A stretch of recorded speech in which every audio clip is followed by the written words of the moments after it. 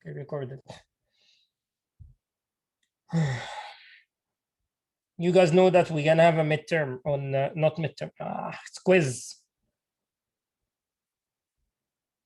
on Monday, right? That's based on the syllabus. Yep. Yeah, we're gonna discuss now how we're gonna do it.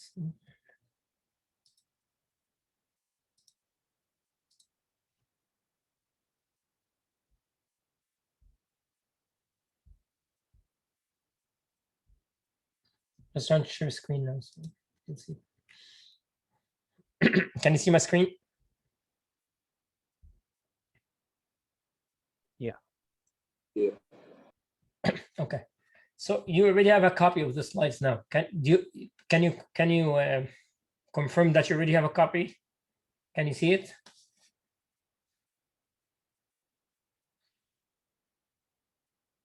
Go in Canvas and you'll find it.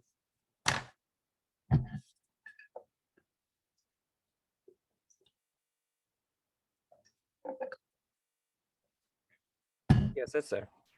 You have it, right?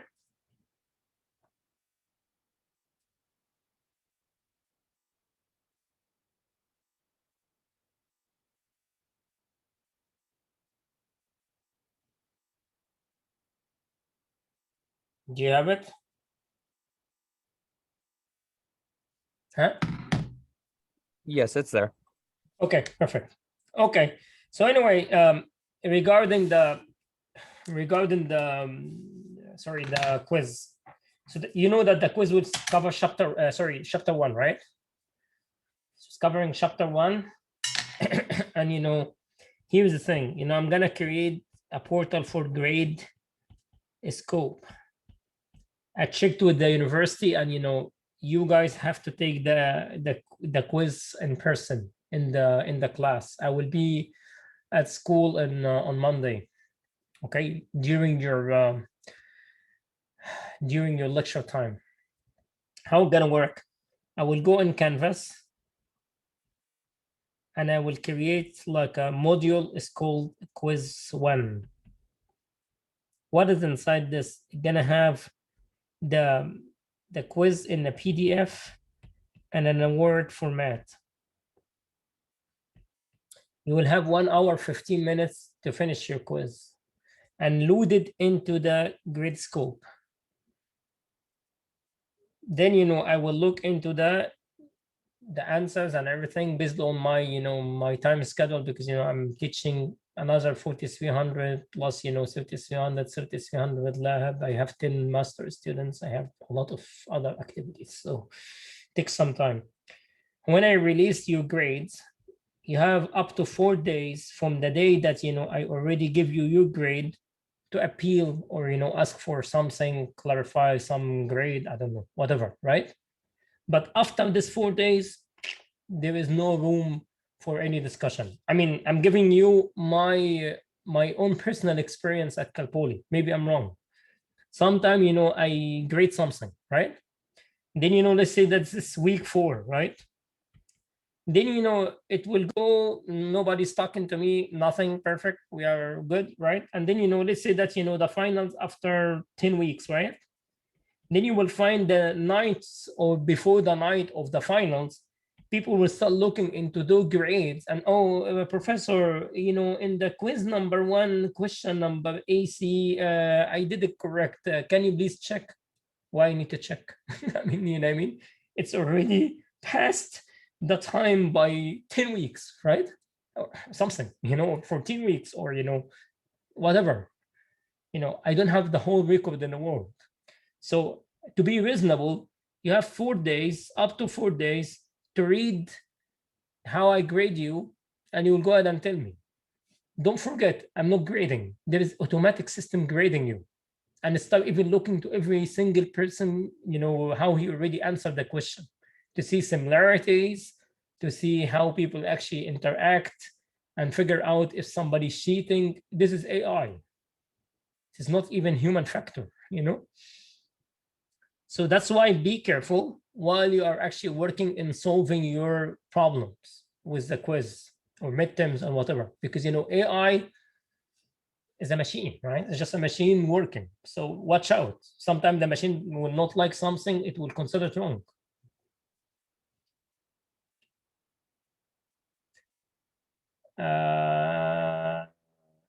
Andy, you said, Professor, where do you post the recorded lectures? It's supposed to be there, right? See projects, right? If you go in a week 5, you will find it. Look, I'm gonna stop sharing my current screen and I will share it for you. Look, did you see this project?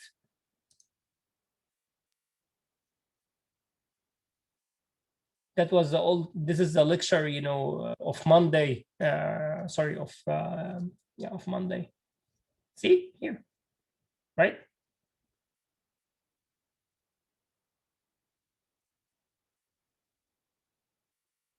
Professor, is the lecture PDF for part of chapter 2? Read it. If it's 2, then it's 2. Do you agree? What is chapter 1? Chapter 1 doesn't have any relation with MIPS. Chapter 1 is just performance metrics. You agree?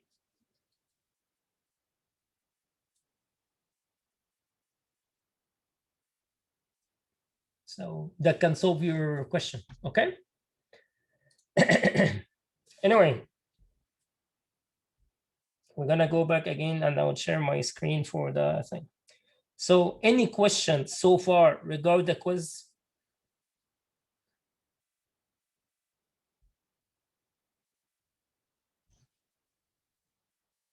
Is there any question regarding the quiz?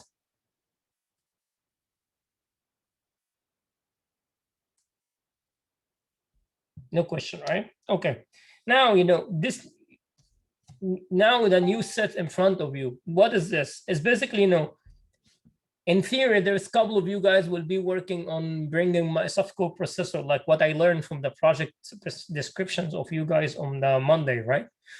And it's recorded in a video. So, you need to know some knowledge in Verilog, right? So this is just like describing how to use Verilog in general. See, I'm swiping fast because, we are not Verilog course, we are computer architecture. So I'm just giving you this as a way to help you to remember how the Verilog will be used, right?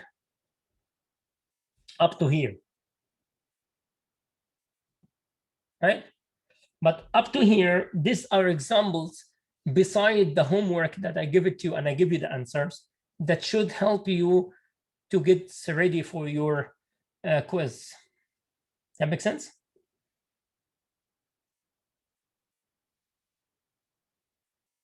So everybody now, if you don't mind, open the slides that I already shared with you in the week 5 now. It's called lecture 5. And go into this slide, processor performance. And from there, we're gonna start the lecture for today. So far, so good?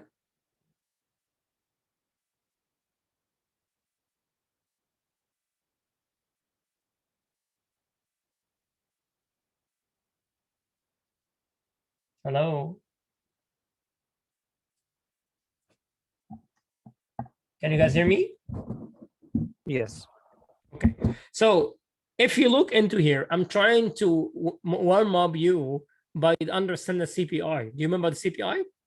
So here's the thing. There is a processor running a bunch of instructions. Some of the instruction ALU, some is load, some is store, some is branching. So load and store, basically data transfer. Do you agree? Load and store, data transfer. Branching is basically conditional, non-conditional, if you remember. And the ALU, that means add and subtract and multiply, logical shift, right, arithmetic shift, and all these things, right? So it's telling you 50% of the whole entire program is what? Is ALU. And of course, the weight for it, 4 cycles. Another one, 30%, 5. 5%, 4. Branching, 15, 2. Calculate the CPI. That's very straightforward, right? Basically multiply weights, right? Here, 0.5 times 4, 0.3 times 5, 0.05 times 4, 0.15 times 2, you will get what? 4 cycles per instruction. That means your CPI is 4 cycles per instruction.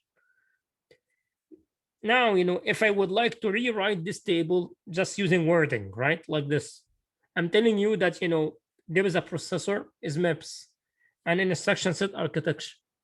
Every single processor has a crystal. Do you guys agree?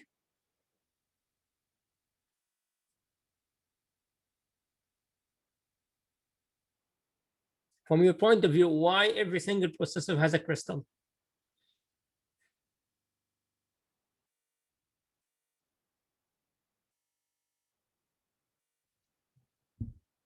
Somebody can tell me.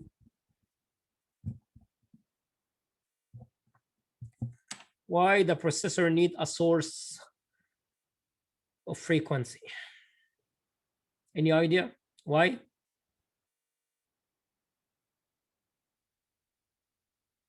Clock. Why we need clock, Noah?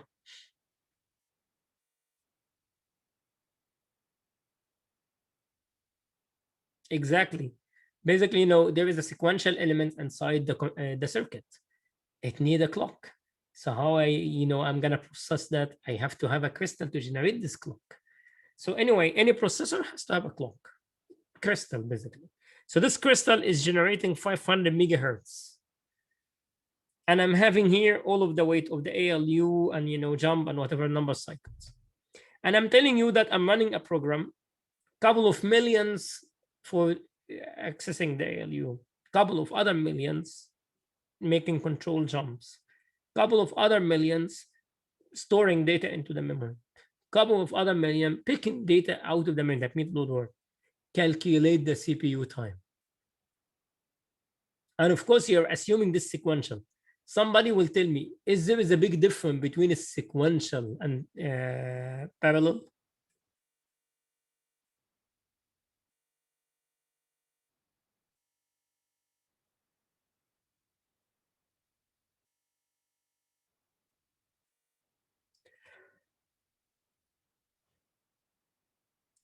What did I learn out of sequential here?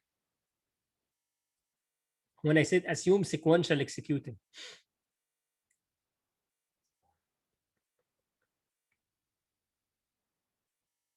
Any idea?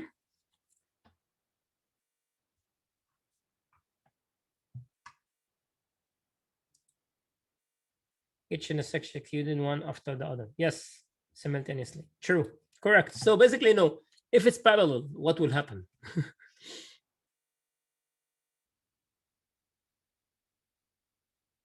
It will happen a lot.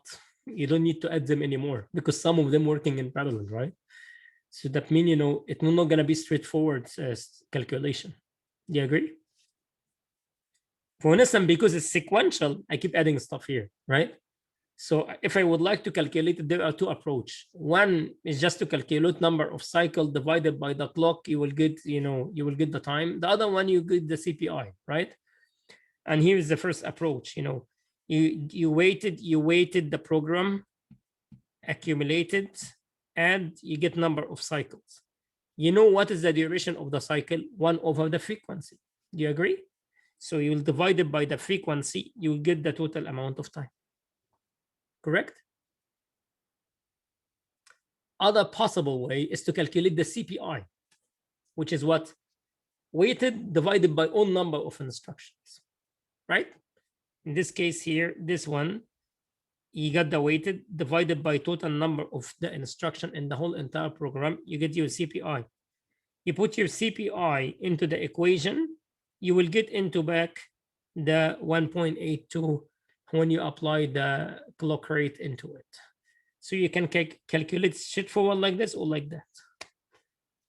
If you give me this answer, based in this way or that way, you're correct. Does it make sense? Hello? Okay. Now, again, we are just playing, okay? So this one is actually forming the previous one, right? Same thing. I'm calculating, but I change for you the crystal, 1 gigahertz, running faster, right? And then, I'm putting the same program, but, with different branches. And I'm asking you to calculate the CPI and the CPU, basically like, the second approach, basically, right? How are you going to do it?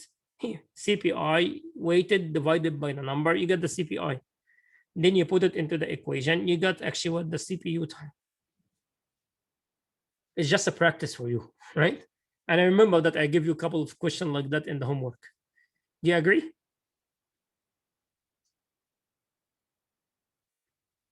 Okay. Are you guys following me or? Yes. Okay. Now I'm gonna start to warm you up more. I'm making a story as a problem. Like I'm making a big problem and I'm trying to break it into another problem and stuff like that. So story for me is a story. So look, suppose that there is a program called A and running in a CPU. And that CPU is taking 3 seconds to finish this program. So the CPU time is what? 3 seconds. Then the elapsed time, we know what is the elapsed clock time, right? Whole clock time. That means the whole entire system time to finish something, right? Is 4 seconds. So CPU, that means the IO and the rest is not involved. Do you agree? Then, we need to learn something out of this highlighted thing I made here. Look, assume there are no other processes taking any significant amount of time. The computer is either doing calculation in the CPU or doing IO, but cannot do both of them. This internal statement make it very clear that the system cannot run IO and CPU at the same time. One of them has to run by itself. Do you agree?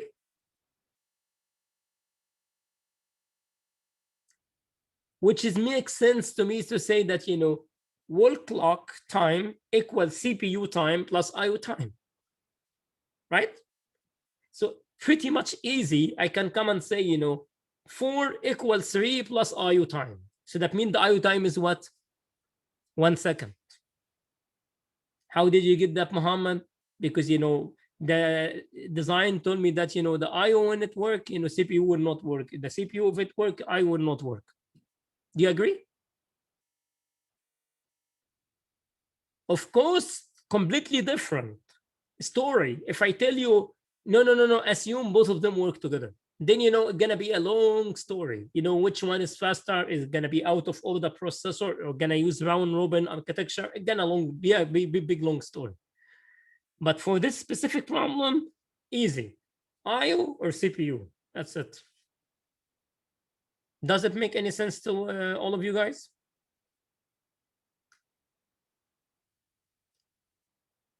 Hello.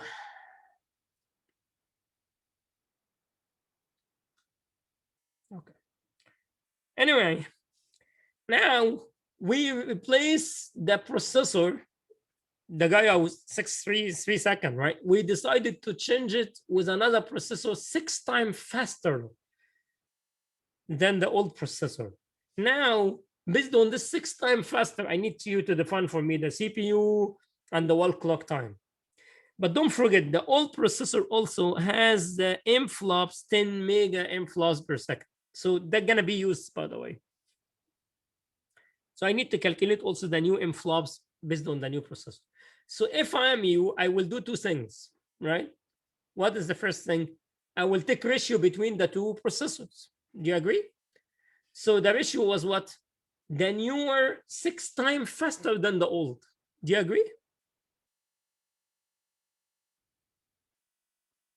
And we said the ratio, it can be clock time of A divided by clock time of B, or the performance of B divided by performance of A. Do you remember that? So in that case, 6 equal 3 divided by the new CPU time. Out of this equation, what will happen? You can say CPU time equals 3 divided by 6. It's going to be half seconds. Do you agree? So we succeed on calculating the CPU time. Now we need the whole clock time. How are we going to do that? We said before from the old equation, 4 equals 3 plus IO. That means the IO is 1. So I know the IO is 1, and I know the new processor is half. So that means the whole clock time of the new system is what? 1 plus half, 1.5. And here what we already have. Now, I ask it for the new MFLOPS. Is it really hard? No.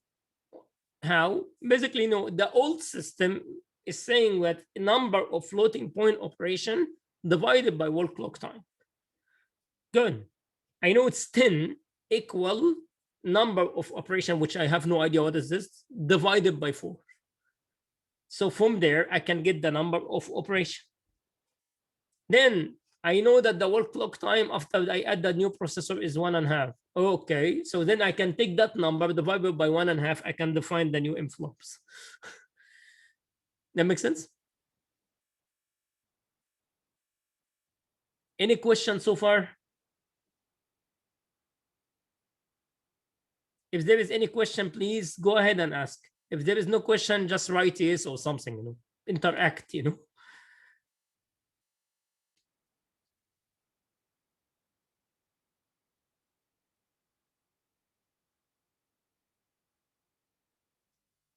Okay, now, there is new story.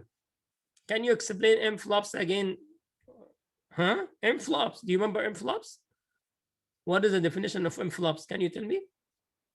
Faisal, can you tell me what is M-flops?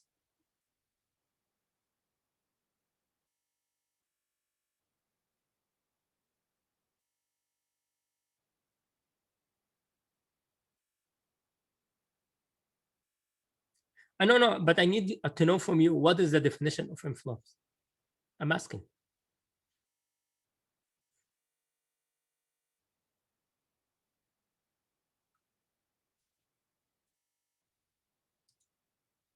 Can you tell me what is M-flops?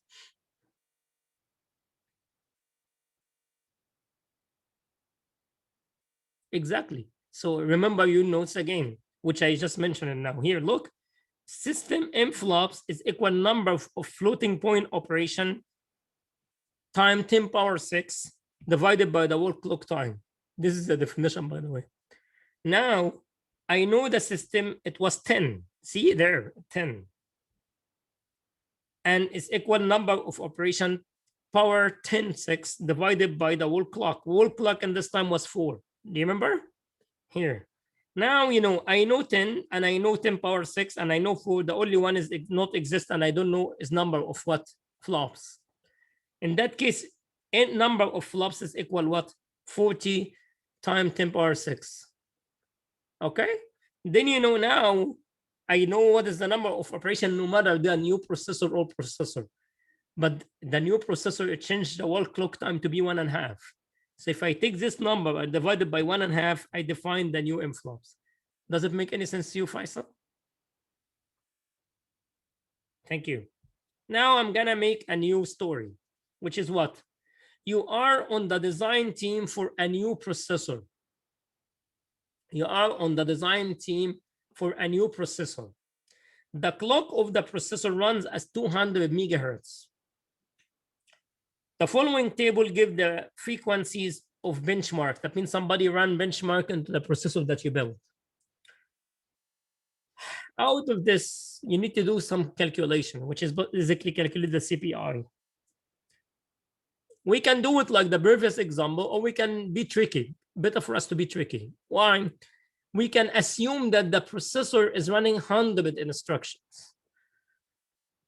Then, I can easily break this 100 into number of instruction based on this frequencies. Do you agree?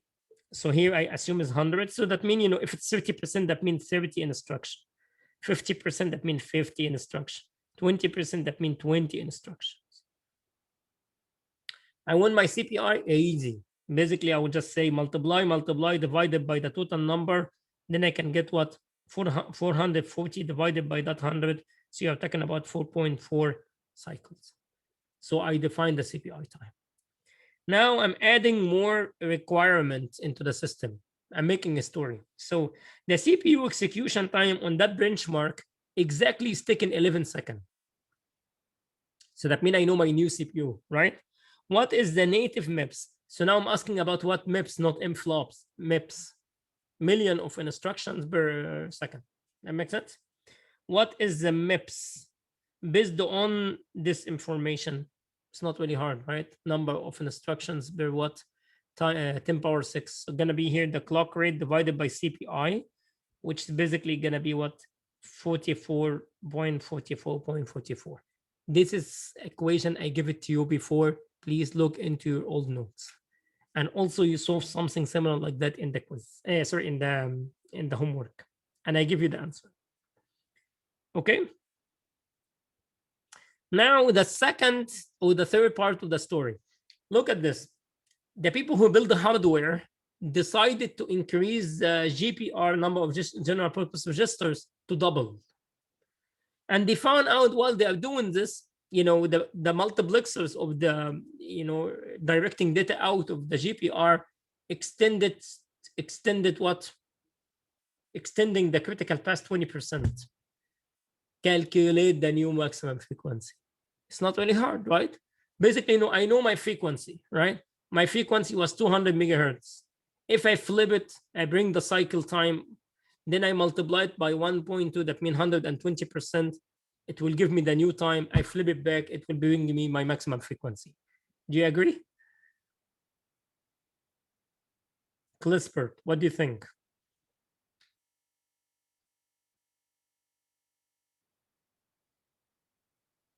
Hello?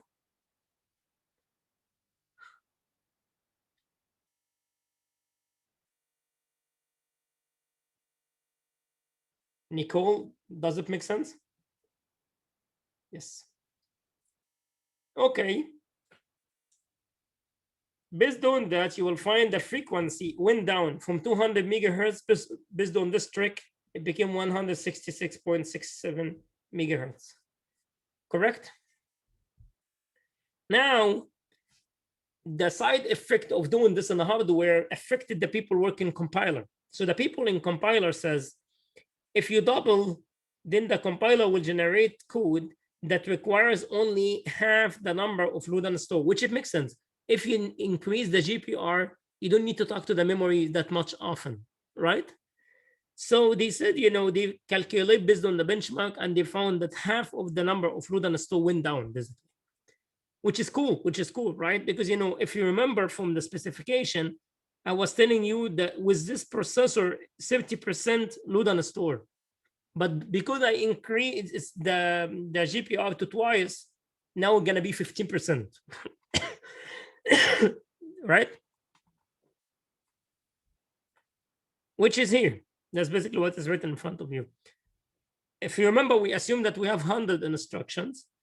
Now, based on this trick, we're going to have 15 instead of 30, and 50 arithmetic as it is, 20 as it is. So in total, now it became 85 instead of 100.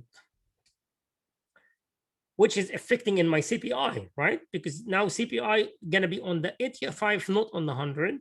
So the CPI actually went to be 4.12 instead of 4.4, which is not bad at all, right? Because do you remember when we said the CPI should be closer to the 1.0, right? It's getting better, basically, right?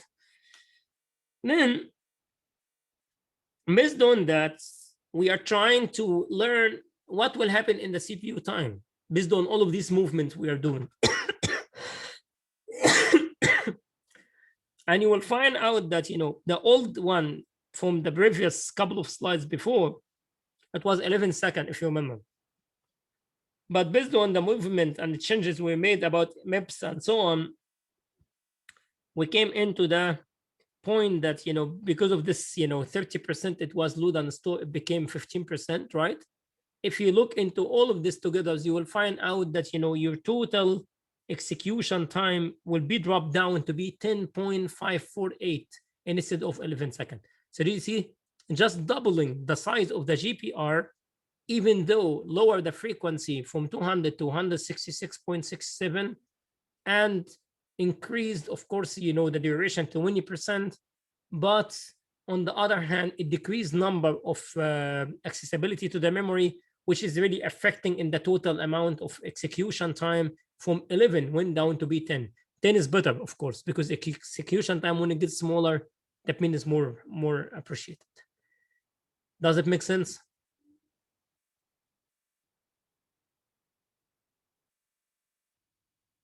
Hello? If it makes sense, write in the chat, yes. Super, thank you. Now, I'm closing the lecture for today, just to remind you about the load word. You know, do you remember the load word I taught you? How does the load word work? Tell me. You have an offset added to the base, and the value will go together to be pointing to the memory. The value coming from the memory will go into another register, which is basic destination. Do you agree? Example here. Let's say the address is pointed, the memory is this amount, right?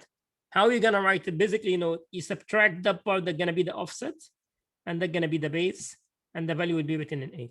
That's it. So what did we learn out of this meeting today? We learned one thing, right?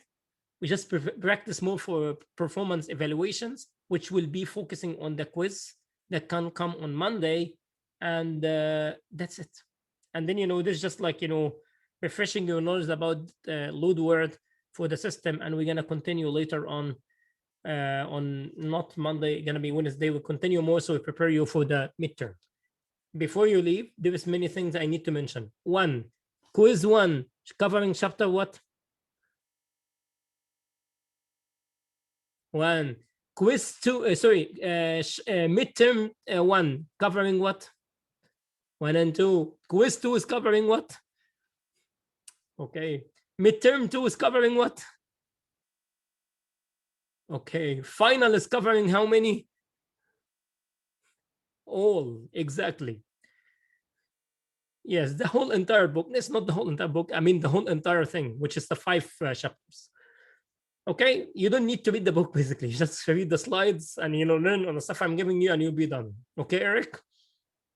Don't forget the project. The project is very important. The project is very important. You need to work and dedicate good time for the project, because that will help you practically calculate performance and look into the performance. Make sense? Anyway, it was my pleasure to talk to all of you. I'm sorry that I'm using Zoom because I'm sick, and I don't want any of you guys to get sick. Just stay safe, and I hope that everything will be fine, so I can meet you in person on Monday. Do you have any question? Any concern? Any problem? No. White paper. Everything is gonna be on your laptop. Basically, you're gonna submit on Gridskope.